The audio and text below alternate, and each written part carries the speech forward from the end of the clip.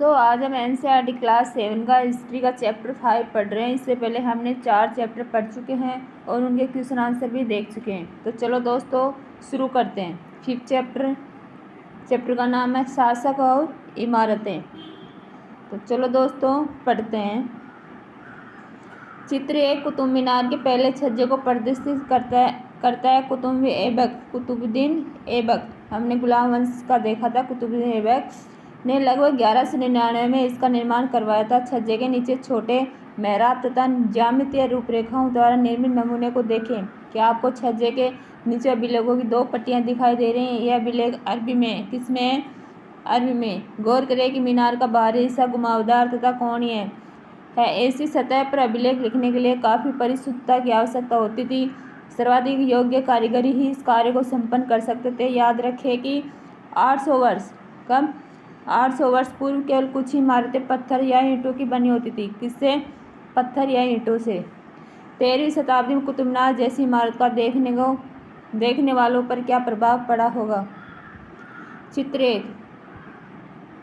1 के बारे में पढ़ते हैं। कुतुब मीनार 5 मंजिली इमारत है। कितनी मंजिल है? 5। अभिलेखों की पट्टियां इसके पहले छज्जे के नीचे हैं। इस इमारत की पहली मंजिल का निर्माण कुतुबुद्दीन ऐबक तथा शेष मंजिलों का निर्माण 1229 के आसपास इल्तुतमिश द्वारा करवाया गया।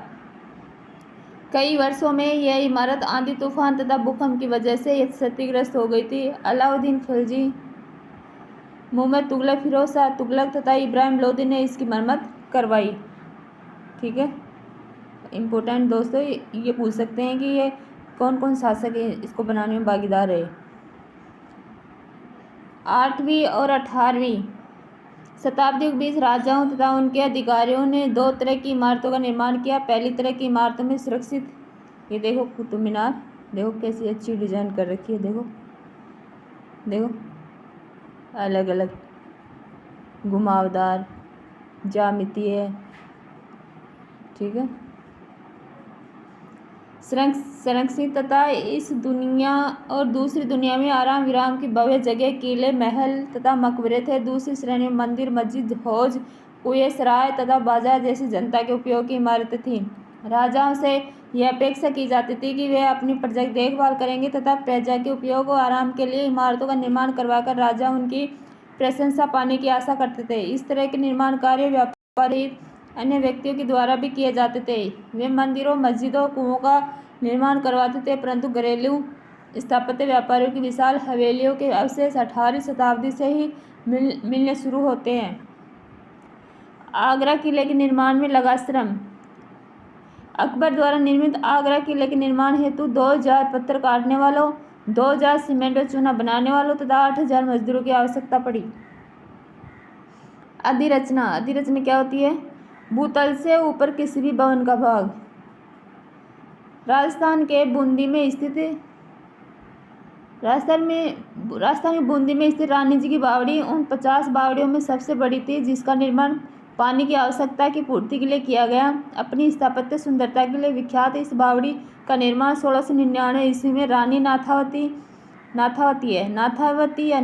जी ने, जो बूंदी के राजा अनिरुद्धि सिंह की रानी थी, किया था।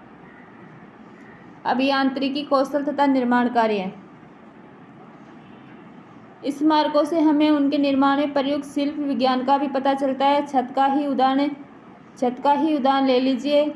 हम 4 दीवारों के आर पार लकड़ी की सहतीरों अथवा एक पत्थर की पट्टियां रखकर छत बना सकते हैं, लेकिन यह कार्य उस समय बहुत कठिन हो जाता है जब हम एक विस्तृत अधिरचना वाले विशाल कक्ष का निर्माण करना चाहते हैं। इसके लिए अधिक परिष्कृत कौशल की जरूरत होती है। 7वीं और 10वीं शताब्दी के मध्य वास्तुकार भवनों और अधिक कमरे, दरवाजे और खिड़कियां बनाने लगे। छत, दरवाजे और खिड़कियां अभी भी 2 ऊर्ध्वाधर खंभों के आर पार एक अनुप्रस्थ सहतीर रखकर बनाए जाते थे। वास्तुकला की यह शैली अनुप्रस्थ टोड़ा निर्माण कहलाई जाती है। 8वीं से 13वीं शताब्दी के बीच मंदिरों, मस्जिदों, मकबरों तथा सीढ़ीदार कुओं, बावली से जुड़े भवनों के निर्माण में इस शैली का प्रयोग हुआ।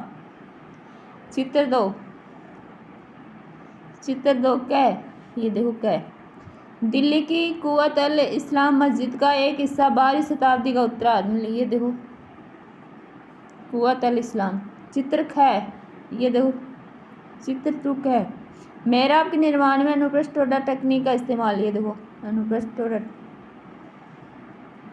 11वीं शताब्दी के प्रारंभ में मंदिर निर्माण।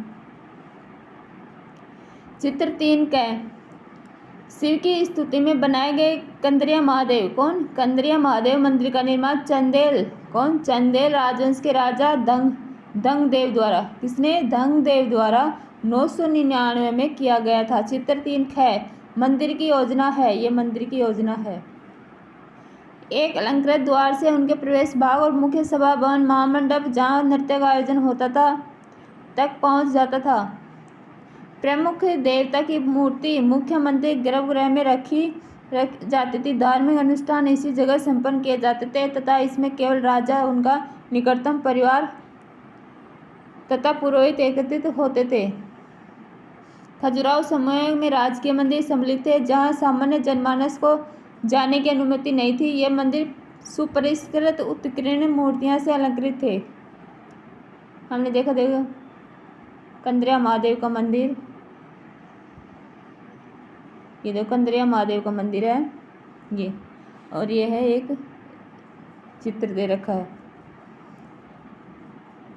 चित्र 4 पहले पढ़ लेते हैं। दो मंदिरों के शिखरों में आप क्या अंतर देखते हैं? क्या आप यह समझ सकते हैं कि राजराजेश्वर मंदिर का शिखर कंदरिया महादेव मंदिर के शिखर से 2 गुना ऊंचा है? चित्र 4 देखते हैं। तंजावुर के राजराजेश्वर मंदिर का शिखर उस समय के मंदिरों में सबसे ऊंचा था। इसका निर्माण कार्य आसान नहीं था क्योंकि उन दिनों कोई क्रेन नहीं थी। शिखर के शीर्ष पर 90 टन का पत्थर ले जाना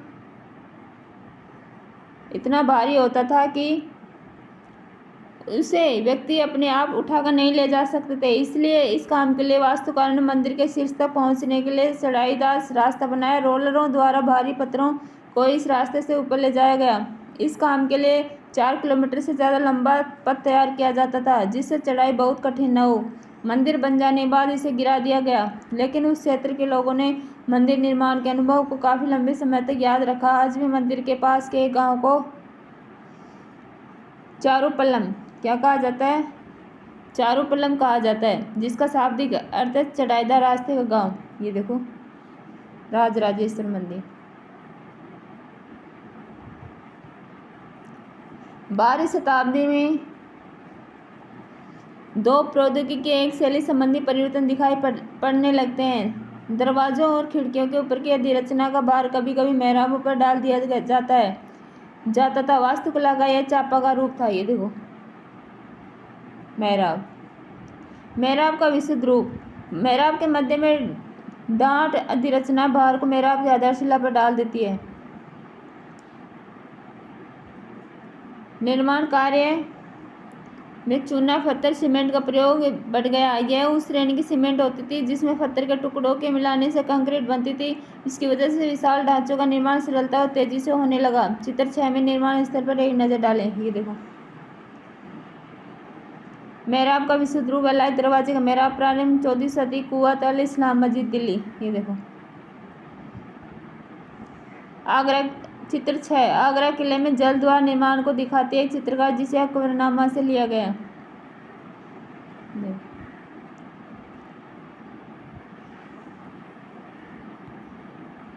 अंदाजा लगा सकते हो उस टाइम भी कैसी टेक्निक थी। मंदिरों, मस्जिदों और हौजों का निर्माण।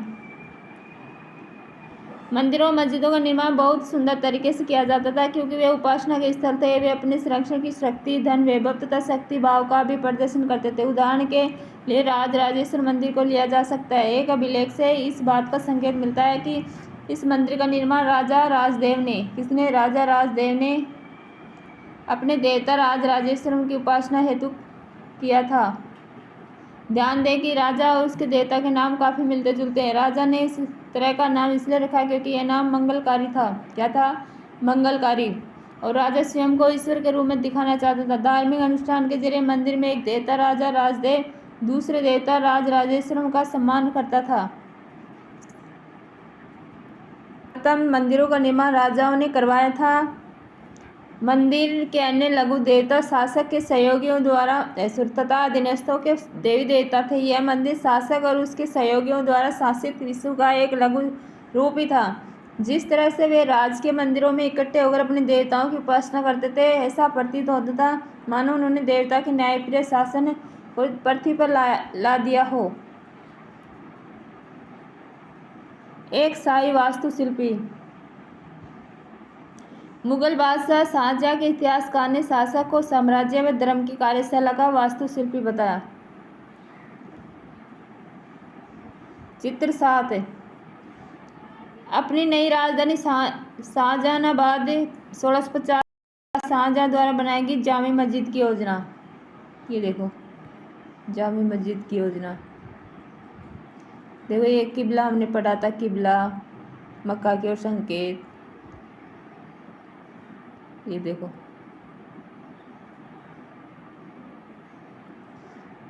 मुसलमान सुल्तान तथा बादशाह स्वयं को भगवान के अवतार होने का दावा तो नहीं करते थे, किंतु फारसी दरबार इतिहासों ने सुल्तान का वर्णन अल्लाह की परछाई के रूप में हुआ। किसमें हुआ? अल्लाह की परछाई में। दिल्ली की एक मस्जिद के अभिलेख से पता चलता है कि अल्लाह ने अलाउद्दीन को शासक इसलिए चुना था क्योंकि उसमें अतीत के महान विधिकर्ताओं मूसा और सुलेमान की विशेषताएं मौजूद थी। सबसे महान विधिकर्ता और वास्तुकार अल्लाह स्वयं था। उसने अव्यवस्था को दूर करके विश्व का सृजन किया तथा एक व्यवस्था और संतुलन कायम किया। सत्ता में आने पर प्रत्येक राजवंश के राजा ने शासक होने के अपने नैतिक अधिकार पर और जोर डाला। उपासना के स्थानों के निर्माण ने शासकों को ईश्वर के साथ अपने घनिष्ठ संबंध की उद्घोषणा करने का मौका दिया। ऐसी उद्घोषणा तेजी से बदलती राजनीति के संदर्भ में महत्व ग्रहण कर लेती थी। शासकों ने विद्वान तथा धर्मनिष्ठ व्यक्तियों को भी आश्रय प्रदान किया और अपनी राजधानियों तथा नगरों को महत्वपूर्ण सांस्कृतिक केंद्रों के रूप में परिवर्तन करने का प्रयास किया।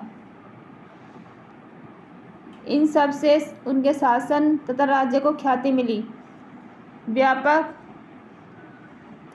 व्यापक समझ यह थी कि न्यायप्रिय राजा का राज ऐसा होगा जहाँ खुशहाली होगी और जहाँ पर्याप्त वर्षा होगी। इसी तरह होजों जलाशयों के निर्माण द्वारा बहुमूल्य पानी उपलब्ध कराने के कार्य की बहुत प्रशंसा की जाती थी। सुल्तान इल्तुतमिश ने देलिए कूना के एकदम निकट एक विशाल तालाब का निर्माण करके व्यापक सम्मान प्राप्त किया। इस विशाल जलाशय को होज सुल्तानी अथवा राजा का तालाब कहा जाता था। क्या आप इसे अध्याय 3 के मानचित्र 1 में ढूंढ सकते हैं? शासक प्राय सामान्य लोगों के लिए बड़े और छोटे होजों तालाबों का निर्माण करवाते थे। कभी कभी वे किसी मंदिर मस्जिद चित्र 7 में जामे मस्जिद छोटे हौज पर ध्यान अथवा गुरुद्वारे सिखों के एकत्रित होने उपासना का स्थान चित्र 8 का हिस्सा होते थे। ये देखो जल का महत्व। फारसी शब्द आबाद और आबादी आब शब्द से निकले जिसका अर्थ है पानी। आबाद शब्द उस जगह के लिए इस्तेमाल होता है जहाँ बसावट हो। इसका एक अन्य अर्थ खुशहाली भी है। आबादी का अर्थ है जनसंख्या एवं समृद्धि दोनों ही है। ये देखो हौज। चित्र 8 हरमंदिर साहिब स्वर्ण मंदिर और उसका पवित्र सरोवर अमृतसर। ये अमृतसर है। मंदिरों को क्यों नष्ट किया गया? राजा मंदिरों का निर्माण अपनी शक्ति धन समुदाय ईश्वर के प्रति निष्ठा प्रदर्शन हेतु करते थे। ऐसे में यह बात आश्चर्यजनक नहीं लगती है कि जब उन्होंने एक दूसरे राज्यों पर आक्रमण किया तो उन्होंने प्राय ऐसी इमारतों पर निशाना साधा। 9वीं शताब्दी के आरंभ में जब पांड्यन राजा श्रीवल्लभ ने श्रीलंका पर आक्रमण कर राजा सेन प्रथम ने 831 से 851 को पराजित किया था। उसके विषय में बौद्ध भिक्षु व इतिहासकार धम्मकिति ने लिखा है। किसने? धम्मकिति ने लिखा है कि सारी बहुमूल्य चीजें वह ले गया। रत्न महल में रखी स्वर्ण की बनी बुद्ध की मूर्ति और विभिन्न मठों में रखी सोने की प्रतिमाओं, इन सभी को उसने जब्त कर लिया। सिंहली शासक के आत्माभिमान को इससे जो आघात लगा था उसका बदला लिया जाना स्वाभाविक था। अगले सिंहली शासक सेन द्वितीय ने अपने सेनापति को पांड्य की राजधानी मदुरई पर आक्रमण करने का आदेश दिया। बौद्ध इतिहासकार ने लिखा है कि इस अभियान में बुद्ध की स्वर्ण मूर्ति को ढूंढ निकालने का तथा वापस लाने हेतु महत्वपूर्ण प्रयास किए गए। चित्र 9, ये मुगल चार बाग है। हुमायूं के मकबरे का चार बाग दिल्ली, ये देखो। कश्मीर में शालीमार बाग का सीढ़ीदार चार बाग 1620 और 1634। लाल महल बारी में चार बाग को तटीय बाग के रूप में अपनाया गया 1637।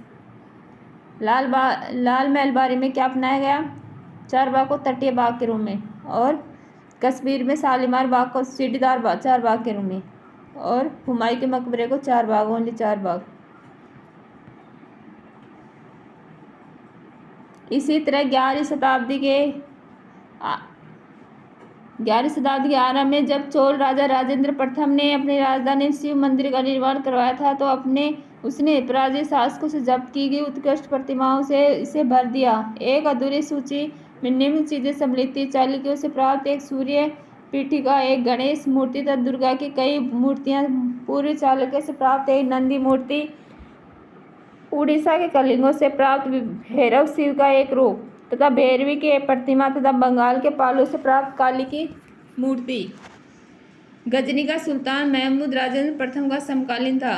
भारत में अपने अभियानों के दौरान उसने पराजित राजाओं के मंदिरों को अपवित्र किया तथा उनके विधान व मूर्तियों को लूट लिया।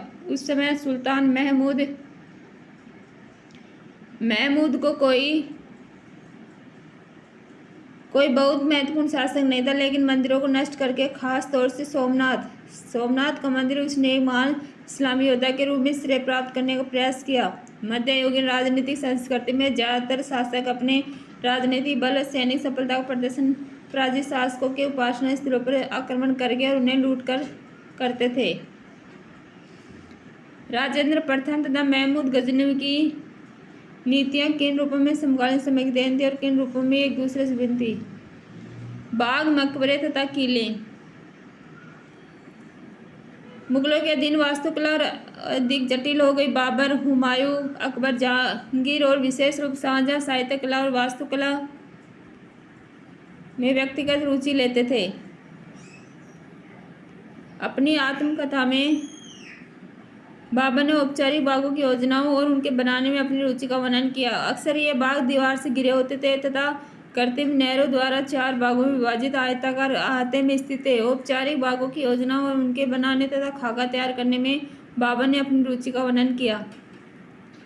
चार सामान्य हिस्सों में बटे होने के कारण ये चार बाग कहलाते थे। चार बाग बनाने की परंपरा अकबर के समय से शुरू हुई। कुछ सर्वाधिक सुंदर चार बागों को कश्मीर, आगरा और दिल्ली, चित्र 9 में देखें, में जहांगीर और शाहजहां ने बनवाया। जहांगीर शाहजहां ने कहाँ बनवाया? कश्मीर, आगरा और दिल्ली। अकबर के शासनकाल में कई तरह के महत्वपूर्ण वास्तुकलात्मक नवाचार हुए। उनकी प्रेरणा अकबर के वास्तुशिल्पियों ने उसके मध्य एशियाई पूर्वज तैमूर के मकबरों से ली। हुमायूं के मकबरे में सबसे पहली बार दिखने वाला केंद्रीय गुंबद, जो बहुत ऊंचा था, और ऊंचा मेहराबदार प्रवेश द्वार पिस्तक, मुगल वास्तुकला के महत्वपूर्ण रूप। यह मकबरा एक विशाल और औपचारिक चार बाग के मध्य के रूप में मुगल वास्तुकला ही महत्वपूर्ण रूप बन गए। यह मकबरा एक विशाल औपचारिक चार बाग के मध्य में स्थित था। इसका निर्माण 8 स्वर्गों अथवा हस्तविहित की परंपरा में हुआ था, जिसमें एक केंद्रीय कक्ष 8 कमरों से घिरा होता था। इस इमारत का निर्माण लाल पलवा पत्थर से हुआ था तथा इसके किनारे सफेद संगमरमर से बने थे। ये देखो, चार बाग शैली। चित्र 10 है। काबुल में चार बाग का खाका बनाते बाबर की 1590 की एक चित्रकारी। ध्यान दे कैसे रास्ते पर एक दूसरे को काटती नहरें चार बाग योजना की विशेषता बनाती है। चित्र 11। 1562 और 1573 के बीच निर्मित हुमायूं का मकबरा। क्या आप नहरों को देख सकते हैं? ये देखो हुमायूं का मकबरा, ये नहरें दिख रही हैं, ये नहरें, ये छोटे छोटे बाग है, ये मकबरा है। चित्र 12। दिल्ली में दीवान आम में सिंहासन का छज्जा है। इसका निर्माण 1648 में पूरा किया गया। ये छज्जा,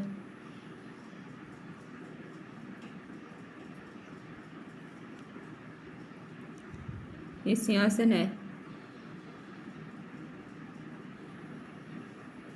शाहजहां के शासनकाल के दौरान मुगल वास्तुकला के विभिन्न तत्व एक विशाल सद्भावपूर्ण संश्लेषण में मिला दिए गए। शाहजहां के शासन में अनवरत निर्माण कार्य चलते रहे।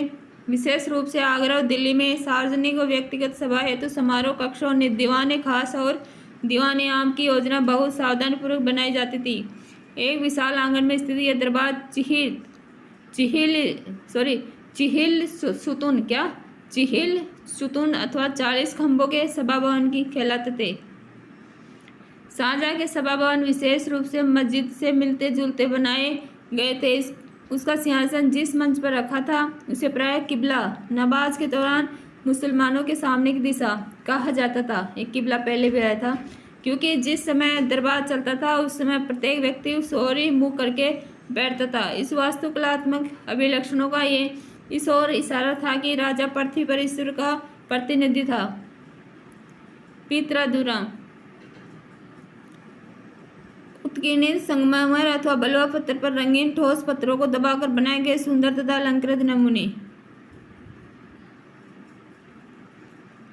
शाहजहां ने दिल्ली के लाल किले के अपने नवनिर्मित दरबार में राजकीय न्याय और शाही दरबार के अंतर संबंध में बहुत बल दिया। बादशाह के शासन के पीछे पित्रादुरा के जड़ाऊ काम की श्रृंखला बनाई गई थी, जिसमें पौराणिक यूनानी देवता आर्फियस को वीणा बजाते चित्रित किया गया था। ऐसा माना जाता था कि आर्फियस का संगीत जानवरों को भी शांत कर सकता है और वो शांतिपूर्वक एक दूसरे के साथ रहने लगते हैं। शाहजहां के सार्वजनिक सभा भवन का निर्माण यह सूचित करता था कि न्याय करते समय राजा ऊंचे और निम्न सभी प्रकार के लोगों के साथ समान व्यवहार करेगा और सभी सद्भाव के साथ रह सकेंगे। शासन के आरंभिक वर्षों में शाहजहां की राजधानी आगरा थी। क्या थी? आगरा। इस शहर में विशिष्ट वर्गों ने अपने घरों का निर्माण यमुना नदी के तटों पर करवाया था। इनका निर्माण 4 बाग की रचना के ही समान औपचारिक बागों के बीच में हुआ था। 4 बाग की योजना के अंतर्गत ही अन्य तरह के बाग भी थे, जिन्हें इतिहासकार नदी तट बाग कहते हैं। इस तरह के बाग में निवास स्थान 4 बाग के बीच में स्थित न होकर नदी तटों के पास के बिल्कुल किनारे पर होता था। शाहजहां ने अपने शासनकाल की भव्यतम वास्तुकलात्मक उपलब्धि ताजमहल के नक्शे में नदी तट बाग की योजना अपनाई। यहाँ सफ़ेद संगमरमर का मकबरा नदी तट के एक चबूतरे पर तथा बाग इसके दक्षिण में बनाया गया था। नदी पर सभी अभिजातों की पहुंच पर नियंत्रण हेतु शाहजहां ने इस वास्तुकलात्मक रूप को विकसित किया। दिल्ली में शाहजहानाबाद में उसने जो नया शहर निर्मित करवाया उसमें शाही महल नदी पर स्थित था। न केवल विशिष्ट कृपा प्राप्त अभिजातों जैसे उसके बड़े बेटे दारा सिकोह को ही नदी, ये देखो ताजमहल कितना सुंदर है। ये देखो ताजमहल नदी के किनारे, ये यमुना नदी जा रही है, इसके आसपास देखो कैसे लोग बसे हुए हैं। चित्र 14 देखो, एक नक्शे से आगरा के नदी तट बाग शहर का पुनर्कल्पित दृश्य। ध्यान दें कि कैसे यमुना के दोनों तटों पर अभिजातों के बाग महल स्थित है। ताजमहल बाईं ओर है। चित्र 15 में दी गई दिल्ली के शाहजहानाबाद की योजना की तुलना आगरा की योजना से करें। ये देखो यमुना नदी के आसपास बसे। चित्र 15 1850 का शाहजहानाबाद का एक नक्शा। बादशाह का निवास कहाँ है? शहर काफ़ी घना बसा हुआ लगता है, लेकिन क्या आपको यहाँ कई बड़े बाग भी दिखाई देते हैं? क्या आप मुख्य मार्ग जामी मस्जिद ढूंढ सकते हैं? ये देखो कितना घना बसा हुआ है।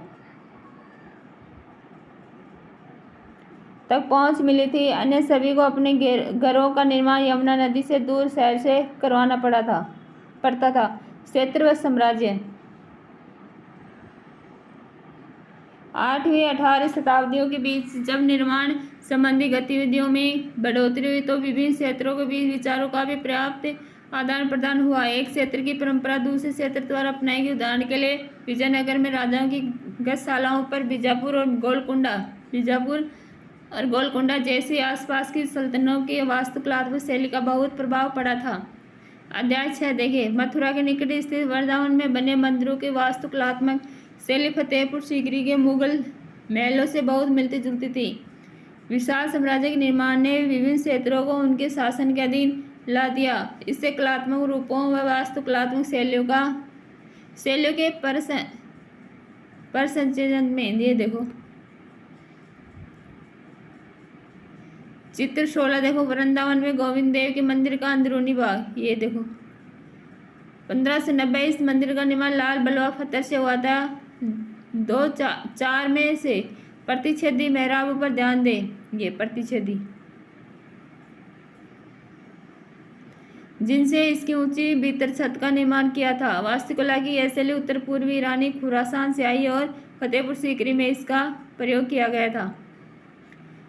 मदद मिली मुगल शासक अपने भवनों के निर्माण में क्षेत्रीय वास्तुकलात्मक शैली अपनाने में विशेष रूप से दक्ष थे। उदाहरण के लिए बंगाल में स्थानीय शासकों ने छप्पर की झोंपड़ी के समान दिखने वाली छत का निर्माण करवाया। मुगलों को यह बंगला गुंबद अध्याय 2 में चित्र 11 और 12 देखे इतना पसंद आया था कि उन्होंने अपनी वास्तुकला में इसका प्रयोग किया। अन्य क्षेत्रों का प्रभाव भी स्पष्ट था।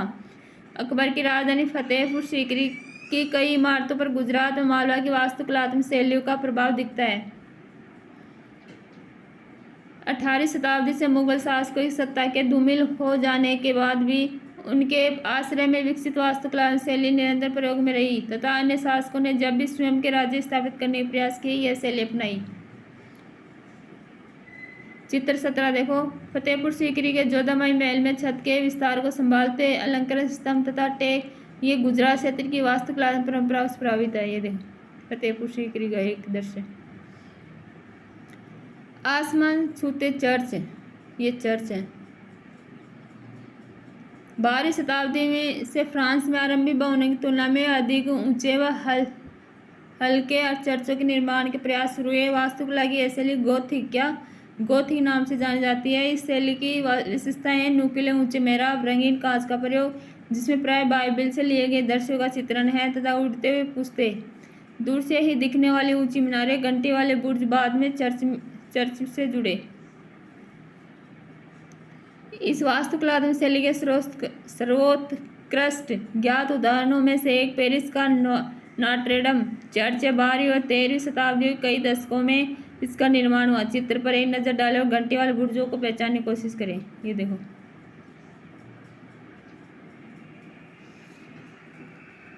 तो चलो दोस्तों अपना चैप्टर कंप्लीट हुआ और इसके क्वेश्चन आंसर देखते हैं।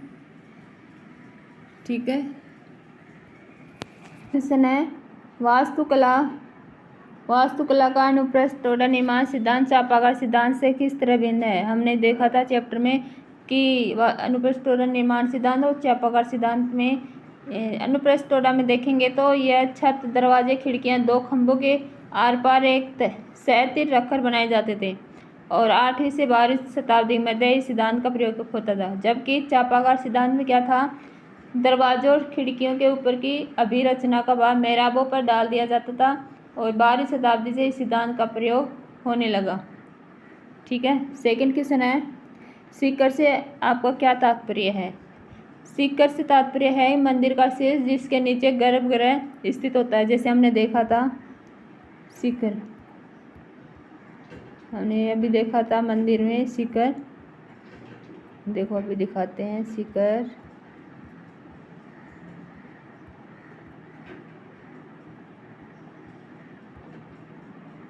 ये देखो सीकर, ये सीकर दिख रहा है ना, ये सीकर है मतलब मंदिर का लास्ट पॉइंट।